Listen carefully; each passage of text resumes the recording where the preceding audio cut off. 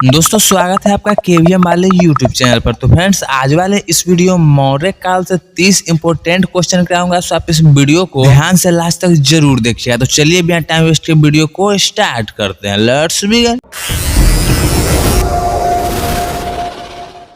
तो आज का पहला प्रश्न है, मौर्य साम्राज्य की स्थापना किसने किया? ऑप्शंस है ए चंद्रगुप्त मौर्य, बी चाणक्य, सी अशोक और डी बिंदुसार।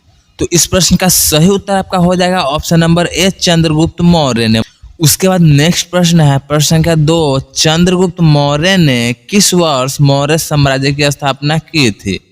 तो इस प्रश्न का सही उत्तर हो जाएगा ऑप्शन नंबर बी 322 ईसा पूर्व में।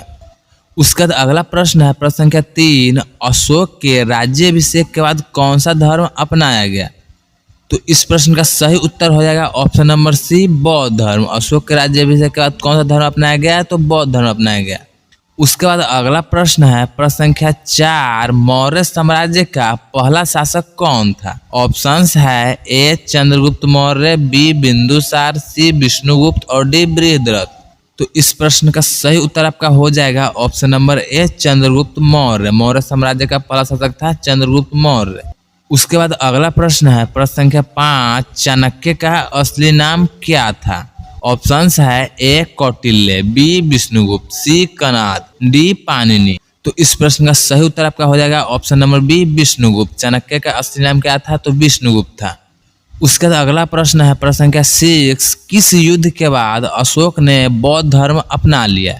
ऑप्शंस है ए कुरुक्षेत्र युद्ध, बी कलिंग युद्ध, सी मगध युद्ध और डी कावेरी युद्ध। तो इस प्रश्न का आपका सही उत्तर हो जाएगा ऑप्शन नंबर बी कलिंग युद्ध। कलिंग युद्ध के बाद ही अशोक ने बौद्ध धर्म को अपना लिया था। उसके बाद अगला प्रश्न है प्रश्न संख्या 7, किस मौर्य शासक ने अर्थशास्त्र नामक ग्रंथ लिखा है? ऑप्शंस है ए बिंदुसार, बी अशोक, सी चंद्रगुप्त मौर्य और डी चाणक्य। तो इस प्रश्न का आपका सही उत्तर हो जाएगा ऑप्शन नंबर डी चाणक्य ने। चाणक्य ने अर्थशास्त्र नामक ग्रंथ लिखा है। उसके बाद अगला प्रश्न है प्रश्न संख्या 8, मौर्य साम्राज्य की राजधानी कहाँ थी? ऑप्शंस है ए पाटलिपुत्र, बी उज्जैन, सी तक्षशिला और डी कौशाम्बी। तो इस प्रश्न का सही उत्तर हो जाएगा ऑप्शन नंबर ए पाटलिपुत्र। मौर्य साम्राज्य की राजधानी कहाँ थी? तो पाटलिपुत्र था। उसके बाद अगला प्रश्न है प्रश्न संख्या 9, बिंदुसार के शासनकाल में मगध का कौन सा प्रसिद्ध यात्री भारत आया था? तो इस प्रश्न का सही उत्तर आपका हो जाएगा option number A Megasthenes. Bindusara के समय में कौन सा यात्री भारत आया था? तो मेगास्थनीज आया था। उसके बाद अगला प्रश्न है प्रश्न संख्या 10, चंद्रगुप्त मौर्य के गुरु कौन थे? ऑप्शंस है ए पाणिनि, बी विष्णुगुप्त, सी चाणक्य और डी पतंजलि। तो इस प्रश्न का सही उत्तर आपका हो जाएगा option number C Chanakya. Chandragupta Maurya के गुरु कौन थे? तो चाणक्य थे। उसके बाद अगला प्रश्न है प्रश्न संख्या 11, मौर्य साम्राज्य का सबसे बड़ा शासक कौन माना जाता है? ऑप्शंस है ए बृहद्रथ, बी बिंदुसार, सी चाणक्य और डी अशोक। तो इस प्रश्न का आपका सही उत्तर हो जाएगा option number D Ashok. Maurya साम्राज्य का सबसे बड़ा शासक अशोक को माना जाता है। उसके बाद अगला प्रश्न है प्रश्न संख्या 12, अशोक के किस शिलालेख में धर्म प्रचार के आदेश दिए गए हैं? तो इसका राइट आंसर आपका हो जाएगा ऑप्शन नंबर सी तृतीय। तृतीय शिलालेख में अशोक ने धर्म प्रचार के आदेश दिए थे। उसके बाद अगला प्रश्न है प्रश्न संख्या 13, मौर्य काल में आर्थिक और प्रशासनिक व्यवस्था किसके द्वारा संचालित होती थी? ऑप्शंस है ए राजा द्वारा, बी परिषद द्वारा, सी सेना द्वारा और डी सामंत द्वारा। तो इस प्रश्न का आपका सही उत्तर हो जाएगा ऑप्शन नंबर बी परिषद। मौर्य काल में आर्थिक और प्रशासनिक व्यवस्था परिषद द्वारा चलाया जाता था। उसके बाद अगला प्रश्न है प्रश्न संख्या 14, मौर्य साम्राज्य के पतन का मुख्य कारण क्या था? ऑप्शंस है ए विदेशी आक्रमण, बी आर्थिक संकट, सी प्रशासनिक कमजोरी और डी धार्मिक विवाद। तो इस प्रश्न का सही उत्तर आपका हो जाएगा ऑप्शन नंबर सी प्रशासनिक कमजोरी। मौर्य साम्राज्य के पतन का मुख्य कारण क्या था? तो प्रशासनिक कमजोरी था। उसके बाद अगला प्रश्न है प्रश्न संख्या 15, चंद्रगुप्त मौर्य ने किसके सहयोग से नंद वंश का अंत किया था? तो इस प्रश्न का सही उत्तर आपका हो जाएगा ऑप्शन नंबर ए चाणक्य। चाणक्य के सहयोग से ही चंद्रगुप्त ने नंद वंश का अंत किया था।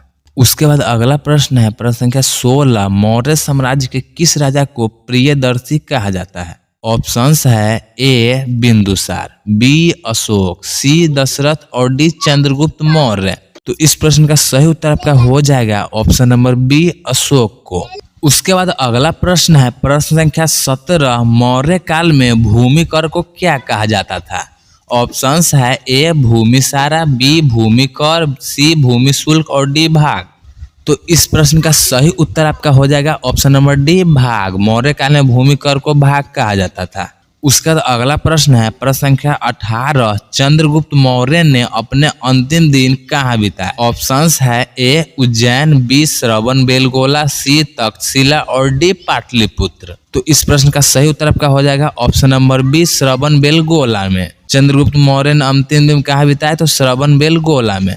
उसके बाद अगला प्रश्न है प्रश्न संख्या 19, मौर्य साम्राज्य का सबसे प्रसिद्ध चिकित्सक कौन था? ऑप्शंस है ए जीवक, बी सुश्रित और सी चरक और डी धन्वंतरी। तो इस प्रश्न का सही उत्तर आपका हो जाएगा ऑप्शन नंबर ए जीवक। मौर्य साम्राज्य का सबसे प्रसिद्ध चिकित्सक कौन था? तो जीवक था। उसके बाद अगला प्रश्न है प्रश्न संख्या 20, किस मौर्य शासक ने सुदर्शन झील का निर्माण करवाया था? ऑप्शंस है ए चंद्रगुप्त मौर्य, बी अशोक, सी बिंदुसार और डी दशरथ ने। तो इस प्रश्न का सही उत्तर आपका हो जाएगा ऑप्शन नंबर बी अशोक ने। सुदर्शन झील का निर्माण किसने कराया था? तो अशोक ने करवाया था। उसका अगला प्रश्न है प्रश्न संख्या 21, किस यूनानी राजा ने चंद्रगुप्त मौर्य से संधि की थी? ऑप्शंस है ए सिकंदर ने, बी सिल्यूकस निकेटर ने, सी डेमेट्रियस ने और डी एंटीओकस ने। तो इस प्रश्न का सही उत्तर आपका हो जाएगा option number B Seleucus Nicator ने।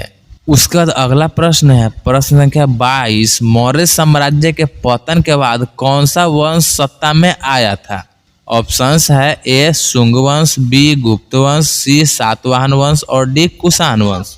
तो इस प्रश्न का सही उत्तर आपका हो जाएगा ऑप्शन नंबर ए शुंग वंश। मौर्य साम्राज्य के पतन के बाद शुंग वंश का स्थापना हुआ था। उसके बाद अगला प्रश्न है प्रश्न संख्या 23, मौर्य काल में किस धातु का सर्वाधिक उपयोग होता था? ऑप्शंस है ए तांबा का, बी सोना का, सी चांदी का और डी लोहा का। तो इस प्रश्न का सही उत्तर हो जाएगा ऑप्शन नंबर डी लोहा का। मौर्य काल में किस धातु का सर्वाधिक उपयोग होता था? तो लोहा का होता था। उसके बाद अगला प्रश्न है प्रश्न संख्या 24, अशोक का धर्म प्रचार किस शिलालेख में विस्तार से वर्णित है? तो इस प्रश्न का सही उत्तर आपका हो जाएगा ऑप्शन नंबर सी 8वां शिलालेख में अशोक के धर्म प्रचार का विस्तार से वर्णन किया गया है। उसका अगला प्रश्न है प्रश्न संख्या 25, मौर्य काल में राज्य के वित्तीय प्रमुख को क्या कहा जाता था? ऑप्शंस है ए महामात्य, बी संधि विग्रहिक, सी सामंत और डी कोषाध्यक्ष। तो इस प्रश्न का सही उत्तर आपका हो जाएगा ऑप्शन नंबर डी कोषाध्यक्ष। मौर्य काल में राज्य के वित्तीय प्रमुख को कोषाध्यक्ष कहा जाता था। उसके बाद अगला प्रश्न है प्रश्न संख्या 26, अशोक के शासन काल के दौरान कौन सा बौद्ध परिषद आयोजित किया गया था? ऑप्शंस है ए प्रथम बौद्ध परिषद, बी द्वितीय बौद्ध परिषद, सी तृतीय बौद्ध परिषद और डी चतुर्थ बौद्ध परिषद। तो इस प्रश्न का सही उत्तर आपका हो जाएगा ऑप्शन नंबर सी तृतीय बौद्ध परिषद। अशोक के शासनकाल के समय में तृतीय बौद्ध परिषद का आयोजन किया गया था। उसके बाद अगला प्रश्न है प्रश्न संख्या 27, अशोक ने किस भाषा में शिलालेख खुदवाए थे? ऑप्शंस है ए संस्कृत, बी पाली, सी अरबी और डी प्राकृत। तो इस प्रश्न का सही उत्तर आपका हो जाएगा ऑप्शन नंबर डी प्राकृत। प्राकृत भाषा में अशोक ने अपने शिलालेख खुदवाए थे। उसके बाद अगला प्रश्न है प्रश्न संख्या 28, मौर्य साम्राज्य में किसने सबसे पहले दक्षिण भारत पर आक्रमण किया था? ऑप्शंस है ए चंद्रगुप्त मौर्य ने, बी अशोक ने, सी दशरथ ने और डी बिंदुसार ने। तो इस प्रश्न का सही उत्तर आपका हो जाएगा ऑप्शन नंबर डी बिंदुसार ने। बिंदुसार ने सबसे पहले जो है कि दक्षिण भारत पर आक्रमण किया था। उसके बाद अगला प्रश्न है प्रश्न संख्या 29, मौर्य साम्राज्य का पतन किस वर्ष हुआ था? ऑप्शंस है ए 180 ईसा पूर्व में, बी 185 ईसा पूर्व में, सी 190 ईसा पूर्व में और डी 195 ईसा पूर्व में। तो इस प्रश्न का सही उत्तर आपका हो जाएगा ऑप्शन नंबर बी 185 ईसा पूर्व में। मौर्य साम्राज्य का पतन किस वर्ष हुआ? तो 185 ईसा पूर्व में। उसके बाद आज का अंतिम प्रश्न है प्रश्न संख्या 30, चंद्रगुप्त मौर्य ने अपने जीवन के अंतिम समय में कौन सा धर्म अपनाया था?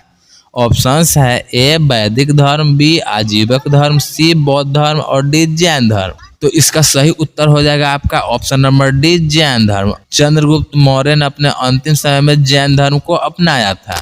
और इसी के साथ हमारा प्रश्न हुआ समाप्त। उम्मीद करता हूँ कि आपको सारे प्रश्न जरूर पसंद आया होगा। पसंद आया हो तो वीडियो को लाइक, शेयर और सब्सक्राइब जरूर करिएगा। वीडियो लास्ट तक देखने के लिए आपका बहुत बहुत धन्यवाद।